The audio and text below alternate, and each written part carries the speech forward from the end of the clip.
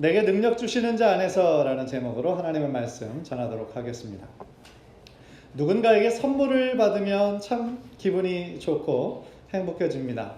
특별히 자녀들에게 어떤 선물을 받을 때 그 선물의 값어치 때문이 아니라 그 선물에 담겨진 사랑, 그 정성이 보여서 참 예쁘게 보이죠. 지난 파더스데이에 저희 막내 시연이가 자기가 만들었다고 이제 어떤 카드 비슷한 거 거기다 이제 컬러링을 아주 예쁘게 해가지고 저한테 줬어요. Father, F-A-T-H-E-R 거기에다가 이제 육행시 같은 거를 친 거죠. F, funny, fantastic. 아빠는 재미있고 환상적이다. A, affectionate, 애정이 깊다. T, thankful, 감사하다. H, hardworking, 열심히 일한다.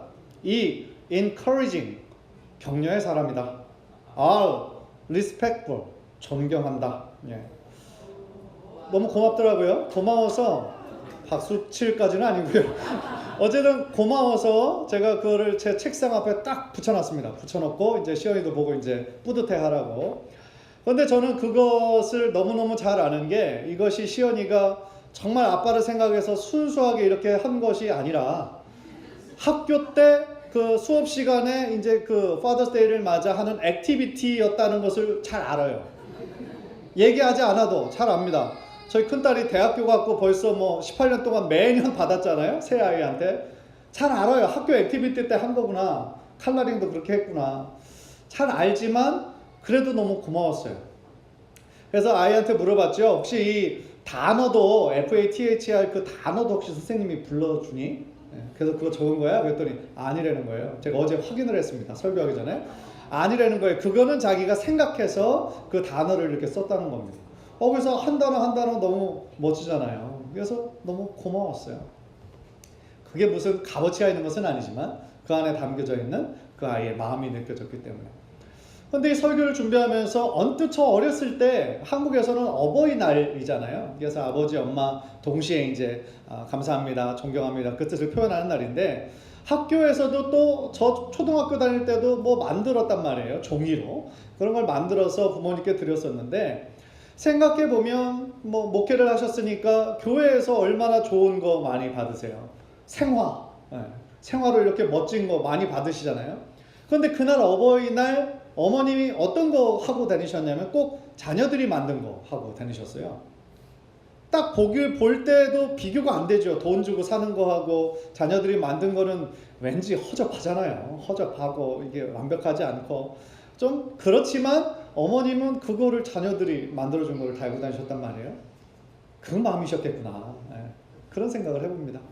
가격으로 겉으로 설명할 수 없는 그 사랑, 그 정성 그런 것들이 다른 사람에게 더욱더 자랑스러워졌던 것이죠. 제가 이 말씀을 왜 서두로 드리냐면은 오늘 본문이 쓰여진 그 배경이 뭐냐면 지금 바울이 빌립보 교회 성도들에게 감사의 마음을 지금 마지막으로 전하고 있는데 그 감사의 마음이 뭐냐면 에바브로디도 편을 통하여 선물을 보냈어요. 그 빌립보 교회 성도들이 감옥에 갇혀 있는 바울을 생각해서 그 선물을 보냈는데 그 선물이 너무 감사하다라고 지금 표현하는 그런 부분입니다. 그런데 그것이 단순히 어떤 선교비 보내서 고맙다라는 것이 아니라 너희들이 나를 이렇게 생각해 주니 참 고맙다 라고 생각하는 구절이거든요. 그래서 일맥상통하는 구절이어서 제가 그 설명을 드렸습니다. 그래서 바울은 아울러 빌립보 성도들을 향한 감사와 함께 또 자신의 어떤 물질관, 특별히 자족함에 대해서 가르쳐 주고 있습니다. 자신이 가난할 때든지 또한 풍부할 때이든지 자신이 그것을 어떻게 대처하는지 그것을 가르쳐 주고 있단 말이죠. 그래서 오늘 본문을 통하여서 바울의 이 감사와 함께 우리 크리스찬으로서 가져야 하는 마땅한 재물관, 우리들이 부할 때든지 가난할 때든지 어떤 태도로 살아야 할 것인지 우리 한번 이 구절을 통해 함께 말씀을 나눌 때 주님 주시는 큰 은혜와 깨달음이 저와 여러분에게 임하시기를 주님의 이름으로 간절히 축원합니다. 먼저 10절을 보면 이 본문의 배경을 설명하고 있어요. 제가 잠깐도 말씀드렸지만 10절을 보면 내가 주 안에서 크게 기뻐함은 너희가 나를 생각하던 것이 이제 다시 싹이 남이니 너희가 또한 이를 위하여 생각은 하였으나 기회가 없었느니라. 에바브로디도를 통하여서 빌립보 교회가 선물을 보냈습니다. 선교비였을 거예요. 예.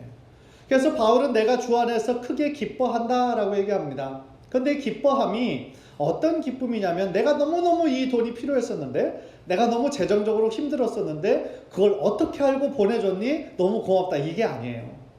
그런 고마움이 아니고 빌립보 교회 성도들이 자신을 잊지 않고 오랜 시간이 지났음에도 불구하고 잊지 않고 자신을 생각하면서 이 선물을 보냈다라는 생각에 너무 기뻤던 것이죠. 그래서 이 9절에서 이제 다시 싹이 나미니 그 뜻은 뭐예요? 너희들의 안에 다시 살아났다.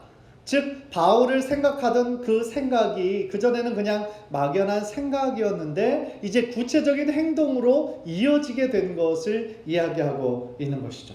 그래서 그들이 어떤 바울의 필요를 얘기해서 나한테 이것 좀 보내줘라 얘기하는 것이 아니라 자발적으로 성도들이 자발적으로 지금 감옥에 있는 우리 바울 선생님이 얼마나 고통 가운데 있느냐 이것을 생각하면서 자발적으로 모은 헌금을 통하여 에바브리토통을 보낸 그것에 대해서 사랑을 느낀 것이고 감사의 표현을 지금 하고 있는 것입니다. 그런데 이제 이 말을 통하여서 이제 다시라는 말을 통해 어떻게 보면 그냥 편지로만 문자로만 받는 성도들이 약간 오해할 수 있죠. 왜냐하면은 너무 오랫동안 보내지 않았다라는 것에 대해서 서운함을 얘기하는 건지 어떤 약간 오해할 여지가 있으니까 바울이 그 10절 마지막 부분에 이 부분을 지금 집어넣고 있는 거죠. 기회가 마음은 있었지만 기회가 없었는데 너희들이 이번 기회에 이것을 보내주니 얼마나 감사한지 모르겠다. 이거를 이제 제일 마지막에 그 부분을 표현하고 있는 것입니다. 사실 그런 경우가 우리들 삶에서도 일어나잖아요. 마음이 전혀 없어서가 아니라 너무 바쁘고 분주해서 미처 행동으로 하지 못했을 때가 많이 있는 것이죠. 그래서 바울은 그 마음을 잘 안다. 그러면서 너희들이 이것을 나를 생각해서 보내준 것에 너무너무 감사하다라고 이제 그 표현을 하고 있는 것입니다. 그러면서 이제 11절, 12절, 13절에 굉장히 이제 유명한 구절을 말씀하고 있는데요. 이 자족함에 대해서 제가 말씀을 연구하면서 첫 번째로 깨닫는 것이 있어요. 그게 뭐냐면 자족은 단순히 자기 만족이 아니라 하나님으로 인해서 만족한다는 거예요. 자족이라고 할 때 우리는 흔히 그냥 스스로 만족하는 거 이 정도면 됐어 라고 생각하는 거라고만 생각하기가 쉬워요. 그러나 그것을 넘어서 하나님으로 만족하는 것을 의미하는 것이라는 거죠. 11절 12절 우리 한번 화면을 통해 보겠습니다. 내가 궁핍함으로 말하는 것이 아니니라 어떠한 형편에든지 나는 자족하기를 배웠노니 나는 비천에 처할 줄도 알고 풍부에 처할 줄도 알아 모든 일 곧 배부름과 배고픔과 풍부와 궁핍에도 처할 줄 아는 일체의 비결을 배웠노라. 여기서의 궁핍은 말 그대로 부족했다라는 거예요. 가난했다라는 거예요. 그런데 바울은 자신이 어떤 형편에 있든지 자족하기를 배웠으니까 궁핍한 지금 상황이 전혀 문제가 되지 않는다라고 얘기를 하고 있어요. 그런데 어떤 학자는 이 말이 역설적으로 바울이 지금 상당히 어려운 가운데 있었다라는 것을 상징한다고도 얘기를 해요. 그렇죠. 굳이 제일 처음 서두에 내가 조금 궁핍함으로 말하는 것이 아니라 라는 말을 단서를 붙이는 것을 보면 실제적으로 어려운 상황이 있었다라는 거죠. 생각해보면 너무나 당연하죠. 당시 감옥 생활을 하는데 그 로마의 그 감옥에 있으면서 얼마나 삶이 힘들었겠어요. 경제적으로 굉장히 힘든 그런 상황이 있었겠죠. 그러나 바울이 말하는 여기서 주된 관심사는 뭐냐면 자신이 힘들고 궁핍한 상황에서 빨리 벗어나는 그런 게 아니었던 거예요. 그 증거가 11절에서 어떤 형편에서든지 라는 말 때문에 그렇습니다. 즉 자신은 어떤 환경 속에서부터 비록 가난한 환경 속에 있다 할지라도 자신은 그것 때문에 너무나 걱정하고 매여 있는 그런 상황이 아니라는 거예요. 비록 힘든 상황 가운데 있었지만 그것을 초연하는 어떤 자유로움이 그 안에 있었다라는 것이죠. 그 비결은 무엇일까? 자신의 환경으로부터 자신의 어떤 경제적인 상황으로부터 완전히 자유할 수 있는 그 비결은 무엇일까? 바울은 어떤 형편에서든지 자신이 자족하기를 배웠다라고 표현을 하고 있습니다. 그런데 자족이라는 말을 살펴보니까요. 이 자족이라는 말이 성경에 많이 쓰인 말이 아니라 이 단어가 오늘 이곳에 처음으로 쓰인 단어라고 합니다. 그리고 재미있는 것은요. 이 자족이 당시에 유행하던 철학 학파 중에 스토아 학파가 있었습니다. 그런데 스토아 학파의 추구하는 핵심이고요, 저들 모두가 도달하기를 원하는 어떤 경지의 단계, 그것이 바로 자족이었다라는 거예요. 그러니까 이 자족이라는 단어가 우리 기독교 안에서만 존재하는 단어가 아니었고, 당시 스토아 학파들이 추구하는 어떤 윤리적인 개념이었다라는 것입니다. 그런데 그냥 문자적으로 자족을 보면 스스로 만족한다, 흡족해한다, 그런 뜻이에요. 그래서 이 자족의 단계에 이르기 위해서 스토아 학파는 뭐라고 가르쳤냐면 일종의 숙명론이에요. 신이 각 한 사람 한 사람에게 지워진 운명이 있다는 거죠. 각 사람 한 사람 한 사람이 운명이 있으니 너희들이 아무리 힘을 내고 아무리 노력해도 안 되는 것은 그저 숙명이려니 하고 받아들이라는 거예요. 그 스토아 철학의 핵심은. 그래서 그 가운데 만족하라는 거예요. 그래서 스토아 철학자들이 뭐라고 가르쳤냐면 자신의 욕망을 제어하면 너희들이 가지고 있는 모든 문제가 해결될 거다, 그렇게 얘기를 해요. 그래서 너희들이 행복하기를 원하느냐? 그러면 너희들이 지금 가지고 있는 소유에 또 다른 어떤 소유를 더하려고 생각하지 말고 자신의 욕망을 줄여라. 그 욕망을 줄이면 행복해질 수 있다, 그렇게 가르쳤다는 겁니다. 이 부분에 있어서는 어떻게 보면 불교의 가르침과도 상당히 비슷하다고 생각합니다. 불교에서도 자신의 욕심, 욕망을 절제할 것을 불교에서도 가르치잖아요. 그리고 또 어떤 면에서는 기독교에서 얘기하는 스스로 만족하고 그 상태에서 그냥 감사하는 것과 비슷하게 보일지도 모르겠어요. 그러나 조금 깊게 생각해 보면 전혀 달라요. 이 스토아파에서 얘기하는 자족, 그리고 우리 기독교인이 추구해야 하는 자족은 많이 달라요. 왜냐하면 스토아파는 자신 안에 있는 욕심과 욕망을 제어함으로 그 자족에 이르를 수 있다고 생각을 했죠. 그래서 어떤 환경에 있든지 그거를 그냥 숙명이려니, 그냥 나에게 정해진 운명이려니 생각을 해서 그냥 그 상황을 초월하라는 거지만, 우리 크리스찬은 그 상황을 내가 바꿀 수 없기 때문에, 그저 하나님이 나에게 이렇게 하셨기 때문에가 아니라, 비록 나에게 주어진 환경이 어렵다고 할지라도 하나님으로 인해 만족하는 것, 그것이 바로 자족의 참된 의미라는 거예요. 그래서 바울은 그 자족함의 비결이 어디에 있느냐? 오직 예수 그리스도 안에 있으므로 그것이 주어진다라고 말씀하고 있는 것이죠.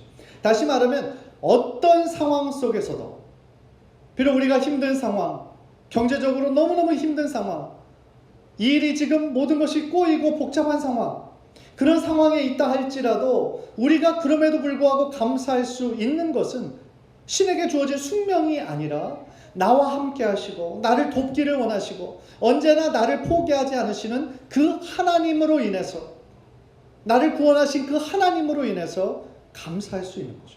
그 사실 한 가지만으로 인해서 나는 만족할 수 있는 것, 그것이 바로 바울이 얘기하는 참된 자족의 의미라는 것입니다. 이 부분에 대해서 이문장 교수라는 분이 이런 말을 했어요. 자족은 스스로 만족하는 self-sufficient이 아니라 하나님으로 인해 만족하는 God sufficient이다. 너무나 맞는 얘기예요. 어떤 상황과 조건을 그냥 초월해서 내 스스로 그냥 만족하는 self-sufficient이 아니라 어떤 상황 가운데 있든지 나를 붙잡고 계시는 하나님으로 인해 만족하는 God sufficient, 그것이 바로 우리가 추구해야 하는 자족의 의미라는 것입니다. 이 부분을 생각하면서 하박국 선지자의 고백이 생각나더라고요. 하박국 3장 17절 우리 한번 다 함께 화면을 통해서 읽겠습니다. 시작. 비록 무화과 나무가 무성하지 못하며 포도나무에 열매가 없으며 감람나무에 소출이 없으며 밭에 먹을 것이 없으며 우리의 양이 없으며 외양간에 소가 없을지라도 나는 여호와로 말미암아 즐거워하며 나의 구원의 하나님으로 말미암아 기뻐하리로다. 아멘. 이 상황을 한번 머릿속으로 상상하면서 그려보세요. 최악의 상황이에요. 당시 농부의 입장으로서, 양과 소를 치는 사람의 입장에서 최악의 상황입니다. 열매가 맺혀야 할, 과실이 맺혀야 할 나무에 열매가 없어요. 1년 내내 힘들게 농사를 졌는데 열매가 없어요. 얼마나 허무한 일입니까? 그리고 그 우리의 양이 없어요. 송아지가 없어요. 지금 가까운 노스캐롤라이나에 큰 태풍이 와서 지금 13명의 사람이 죽고 수만 명의 이재민들이 생겼죠. 여러분 뉴스로 보셨잖아요. 그 사람들 평생에 읽어왔던 모든 것들을 다 잃어버린 거예요. 심지어 자신의 사랑하는 가족들 생명까지 잃어버린 거예요. 자신의 힘으로 할 수 있는 것이 아무것도 없어요. 그 마음이 얼마나 막막하겠어요. 무슨 소망이 있겠어요. 망한 거죠, 완전히. 이 하박국 선지자도 또 동일한 입장인 거예요. 하는 것마다 다 안 되고 다 막히고 지금 나에게 남은 소망이 아무것도 없어요. 그러나 하박국은 뭐라고 얘기합니까? 이게 끝이구나. 이게 내 삶의 마지막이구나. 그렇게 얘기하지 않아요. 나는 끝났다라고 얘기하지 않고 나는 이런 상황에도 불구하고 나는 나를 구원해 주신 여호와 하나님 한 분만으로 나는 만족한다. 감사한다. 그렇게 고백하고 있지 않습니까? 사랑하는 성도 여러분, 정말 참된 신앙의 사람은요, 우리 앞에 놓이는 어떤 환경과 조건을 뛰어넘는 사람이에요. 물론 말처럼 쉽지는 않죠. 너무너무 어렵죠. 그러나 어떤 환경 속에 있다 할지라도 우리를 끝까지 붙잡고 계시는 분이 계시잖아요. 그분이 누구예요? 하나님이시죠. 환경에 우리가 매몰되어 살아있는 것이 아니라 눈에 보이지는 않지만 하나님의 강한 오른팔이 우리를 붙잡고 계시다라는 그 사실을 우리가 믿음으로 바라볼 때에 지금 있는 환경은 너무너무 어렵고 힘든 상황이지만 그럼에도 불구하고 나는 하나님으로 인해 만족할 수 있게 되는 그러한 믿음이 저와 여러분에게 있게 되기를 주님의 이름으로 간절히 축원합니다. 환경과 상황이 아니라 어떤 조건이 아니라 하나님으로 인해 만족할 수 있는 것. 그 믿음, 그 신앙, 그것을 하나님께서 우리에게 기대하시는 모습이라고 저는 생각을 합니다. 사실 우리가 편안한 상황 가운데 있을 때 감사하는 것은 상대적으로 쉽죠. 그러나 우리 하나님께서 우리들에게 진정으로 원하시는 것은 우리가 어느 상황에 있든지 in any circumstances 어떤 상황을 만나든지 주님을 붙잡고 주님 안에서 감사하며 만족하는 그 삶이라는 거예요. 구약과 신약을 읽어보면요, 구약과 신약에 수많은 믿음의 사람들이 있잖아요. 그런데 그들의 인생을 잠잠히 곰곰이 한번 쭉 읽어보세요. 저들의 삶에 어려움 없이 처음부터 끝까지 순탄하게 살았던 인생은 단 한 사람도 없어요. 정말이에요. 단 한 사람도 없어요. 노아 때부터 아브라함, 또한 야곱, 요셉, 모세, 여호수아, 다윗, 그 수많은 예언자들, 그들의 삶을 보면은요, 같은 동족들에게 핍박을 당하고 뺨을 맞고 죽을 위기를 몇 번이나 겪고요. 자신이 원하는 것대로 하는 것이 아니라 오직 하나님의 뜻대로 순종해야 됐고요. 그런 어려운 일들이 얼마나 많이 만났는지 몰라요. 어떻게 보면 그 믿음은 하나님께서 허락하신 그 고난의 시간 속에서, 그 훈련의 시간 속에서 연단되어지고 더욱더 견고한 믿음으로 서게 된 것이죠. 우리들의 삶도 그렇습니다. 사실 처음부터 끝까지 아무 일 없이 순탄하게만 있다면 우리들의 믿음이 정말 하나님을 붙잡는 그 믿음이 견고할 수 있을까 생각해 보면 참 힘들겠구나라는 생각이 들어요. 우리 사실 너무나 연약하잖아요. 우리가 너무나 편안하면 그 은혜를 우리가 붙잡는 그 믿음이 약해져요. 그리고 우리들 안에 왠지 내가 잘해서, 내가 노력해서 나의 어떤 공로주의가 드러날 때가 많이 있죠. 그러나 하나님께서 고난을 통해서 우리들의 삶을 가끔씩 흔드시잖아요.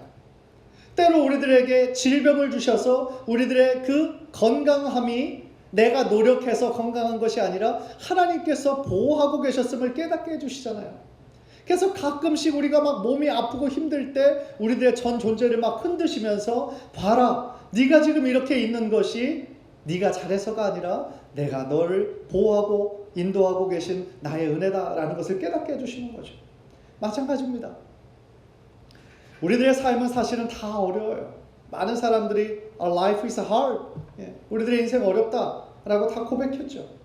현재 우리들의 삶도, 이 자리에 있는 우리 성도님들의 삶도 겉으로는 아무 문제 없는 것처럼 보여도 사실 한꺼풀만 딱 뒤집어 보면 누구나 다 아픔이 있어요.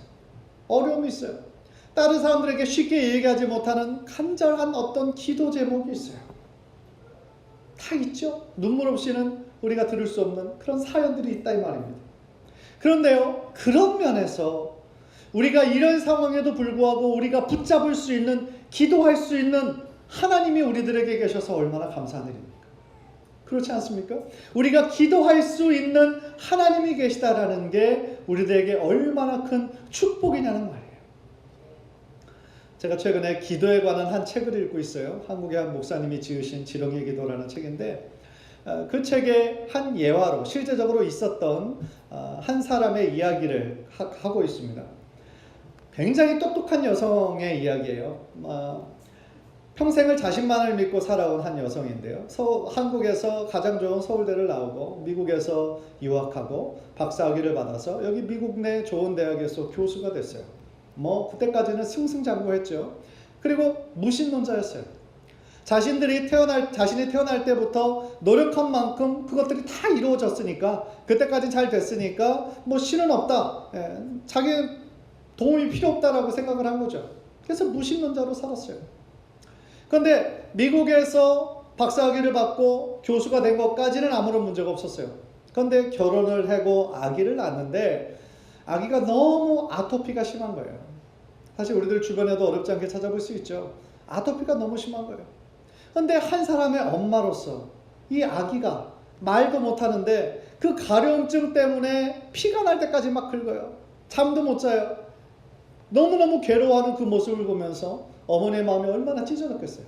하루 이틀도 아니고 몇 년의 그 시간들을, 그 고통의 시간으로 보내면서 자기 자신이 얼마나 무력한지, 자식이 아파하는 모습을 보면서 해줄 수 있는 게 아무것도 없잖아요. 사실 우리들도 자녀들 키울 때 그런 적이 몇 번은 있잖아요. 저도 사실 몇 번은 있거든요. 새 아이 키우면서 내 힘으로 할 수 있는 것이 아무것도 없는 거예요. 그리고 또 아이들은 특히 주말에 많이 아파요. 그죠? 다 병원 눈 닫고. 참 아이러니한 것이 정말 그럴 때 많이 아프더라고요. 그래서 그럴 때마다 얼마나 많이 하나님께 기도하고 부르셨는지 몰라요. 그런데 이 여성이 그러한 시간들을 겪으면서 자기들 친척들, 가족들이 다 모인 자리에서 이런 탄식을 했다라는 거예요. 다른 사람들은 이런 상황일 때 누군가 좀 붙잡고 기도할 수 있는 신이 있는데 자기는 지금까지 살면서 기도할 수 있는 그 신도 하나 없으니 자기 인생이 얼마나 비참하느냐는 거예요. 무신론자의 입에서 나온 탄식이에요. 고백이에요. 그런 힘든 상황일 때 기도할 수 있는 대상이 없다라는 것이 자기가 너무 무력함을 느꼈던 거죠. 정말 그렇지 않습니까? 우리가 이 힘든 이민생활 하면서 우리들의 힘으로, 우리들의 경험으로 해결할 수 없는 일들 얼마나 많이 만납니까? 그때마다 얼마나 우리들의 마음이 무너지고 막막함을 느낍니까? 그러나 그때마다 우리는 하나님께 기도할 수 있으니 얼마나 감사하고 얼마나 다행입니까? 우리 교회 한 집사님이 제자 훈련을 이렇게 마치시면서 제일 마지막에 어떤 간증을 하시냐면, 자신의 인생 뒤돌아보면서 가장 잘한 것 중에 하나는 내가 예수님 믿은 겁니다. 그 고백을 제가 듣고 너무나 마음이 기뻤어요. 얼마나 귀한 고백입니까? 시편 23편에서 다윗이 이렇게 고백하죠. 여호와는 나의 목자시니 내가 부족함이 없습니다. 그 고백은 뭐예요? 하나님이 우리들의 선한 목자가 되어주셔서 나는 그것으로 충분합니다. 내게 부족함이 없다. 그것은 내가 곧 충분합니다. 그런 의미 아니겠습니까? 자, 우리 옆 사람에게 좀 고백해 주셨으면 좋겠어요. 하나님이 당신의 선한 목자가 되어주십니다. 그것으로 충분합니다. 그래요. 하나님이 나의 선한 목자가 되어주시는 거, 그래서 때마다 나의 필요 때마다 푸른 초장으로 쉴만한 물가로 인도하시는 그 하나님이 나의 선한 목자가 되어주시니 그 사실 하나만으로 우리는 충분한 거죠. 간절히 바라기는 우리 성도님들 모두가 어떤 상황 속에서도 나를 붙잡고 계시고 나를 변함없이 사랑하시는 그 하나님을 더욱더 신뢰하시고 그 주님을 더욱더 의지하시는 우리 성도님들 되시기를 주님의 이름으로 간절히 축원합니다. 두 번째로 오늘 본문의 바울의 고백을 통하여서 깨닫는 것은요, 오직 예수님만이 나의 능력이 되신다라는 거예요. 13절 너무 유명한 구절이죠. 우리 다 함께 다시 한번 읽겠습니다. 시작. 내게 능력 주시는 자 안에서 내가 모든 것을 할 수 있느니라. 아멘. 우리는 보통 내가 모든 것을 할 수 있다, 이 구절이 너무 은혜가 되고 너무 좋죠. I can do everything. 그래서 우리 자녀들에게도 you can do everything. 열심히 노력하면 뭐든지 다 꿈꿀 수 있고 뭐든지 다 이룰 수 있어 라고 우리가 이야기하곤 합니다. 맞는 말씀이죠. 틀린 얘기 아니에요. 그러나 더 중요한 것은 우리가 누구 안에서 이 모든 것을 할 수 있냐는 거예요. 달리 질문하면 누가 모든 것을 할 수 있는 그 힘을 너에게 주느냐? 그 질문인 거죠. 누구세요? 내게 능력 주시는 자 누구실까요? 바로 하나님이시고 더 구체적으로는 예수 그리스도이신 거죠. 여기에서 영어로 보면 I can do everything through him who gives me strength. 그랬어요. Through him, 예수 그리스도, 나에게 힘을 주시는 예수 그리스도를 통해서 우리는 모든 것을 할 수 있다. 그렇게 바울은 고백하고 있는 거죠. 디모데전서 1장 12절에 이미 나를 능하게 하신, 나의 능력이 되신 예수 그리스도를 고백한 적이 있어요. 우리 화면을 통해서 우리 다 함께 한번 읽을까요? 디모데전서 1장 12절 시작. 나를 능하게 하신 그리스도 예수 우리 주께 내가 감사함은. 그렇습니다. 우리가 믿는 예수 그리스도 나의 구원자 되실 뿐만 아니라 그리스도 안에서 내가 모든 것을 할 수 있는 그 힘과 능력을 주시는 그분이 바로 우리 예수 그리스도이심을 믿습니다. 예수 그리스도가 나의 능력의 참된 능력의 소스, 근원이 되신다 이 말이에요. 세상이 아니에요. 나의 지식이 아니에요. 나의 경험이 아니에요. 나의 넓은 인맥이 아니에요. 오직 예수 그리스도가 나의 참된 능력의 근원이 되심을 믿습니다. 우리가 그 사실을 절대로 잊어서는 안 된다는 거예요. 그런데 우리가 이 구절을 해석할 때에 아까도 제일 처음 말씀드렸던 것처럼 이 문맥 안에서 좀 우리가 해석을 해보면 이 모든 것, everything이 어떤 모든 것이라는 것을 우리가 더 구체적으로 알 수 있어요. 여기서 13절에서 말하는 everything은 12절에서 말하는 everything이에요, 사실은. 그런데 12절에서 그 everything, 모든 일이 어떤 때 쓰였는지 우리가 한번 살펴봐야 된다는 거죠. 12절에서는 어떤 때 everything입니까? 자신이 궁핍할 때, 그리고 자신이 풍부할 때, 어떤 상황이든지 대처할 수 있는 그것이 바로 everything이에요. 무슨 얘기냐면 우리들의 인생에 잘 될 때, 잘 풀릴 때, 성공했을 때의 그것뿐만 아니라 우리가 힘들고 어려웠을 때, 가난하고 궁핍할 때 어떻게 대처해야 하는 그 모든 것들을 다 포함하고 있다라는 거예요. 그래서 바울은 내가 궁핍에 처할 때나 풍부에 처할 때나 자족하는 법을 배웠다 얘기했어요. 배웠다. 그것을 따로따로 얘기한 것을 보면 그것이 어떻게 보면 보통 사람들은 깨달을 수 없는 힘든 비밀 중에 하나라는 거죠. 한번 생각해 보세요. 바울의 이 말은요, 어떻게 보면 가난에 처한 사람들이 갑자기 부해졌을 때 어떻게 대처해야 되는지 모르는 사람들 사실 우리 주변에 굉장히 많습니다. 갑작스럽게 복권이 당첨됐어요. 자신이 살던 아파트, 한국에서 아파트가 갑자기 땅값이 올랐어요. 이런 것들, 갑자기 부해진 그런 사람들을 보면 그 돈을 낭비하기가 쉬워요. 자신의 그냥 쾌락과 즐거움만을 위해 허비해서 그 전보다 더 안 좋은 상태로 타락하는 경우가 얼마나 많은지 몰라요. 반대의 경우도 있어요. 반대의 경우는 더 심각하죠.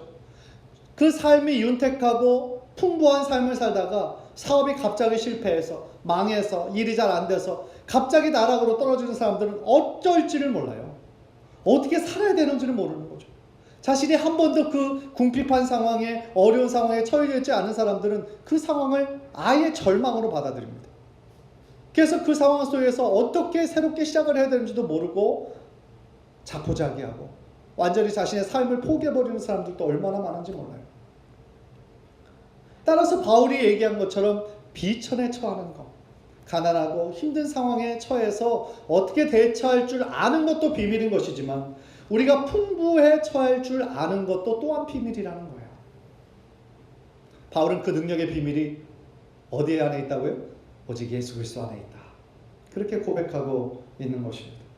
그 능력의 근원은 세상의 경험이 아니라, 세상의 지식이 아니라, 자신이 지금까지 살아온 노하우가 아니라 오직 주님 안에서 주시는 하나님의 말씀, 나의 인생을, 나의 과거와 현재와 미래 전체를 한눈으로 보고 계시는 하나님께 모든 것을 맡기며, 아까 찬양 가운데 고백했던 것처럼 내일 일은 나이가 알 수 없고 오직 하나님께 모든 것을 의탁하는 그러한 삶의 자세를 하나님께서는 우리들에게 요구하고 계신다라는 것입니다. 사랑하는 성도 여러분, 언제나 기억하십시다. 우리에게 참 능력을 주시는 분은 오직 예수 그리스도 한 분뿐이십니다. 우리 모든 능력의 근원은 오직 예수 그리스도 안에 있습니다. 그래서 눈에 보이는 어떤 환경과 어떤 조건에 참된 소망을 두지 말고 눈에 보이지는 않지만 언제나 우리와 함께 하시는 하나님께, 또한 하나님께서 우리들에게 허락하신 이 선물인 하나님의 이 말씀의 능력에 우리들의 존재의 뿌리를 그 안에 깊게 내리고 하나님이 약속하신 그 말씀 그대로 이루시는 분임을 굳게 믿고 하나님께 나아갈 때에 하나님께서 우리들에게 약속하신 그 자족함의 인생, 감사하는 인생이 저와 여러분의 삶 가운데 풍성하게 임하게 될 줄 믿습니다.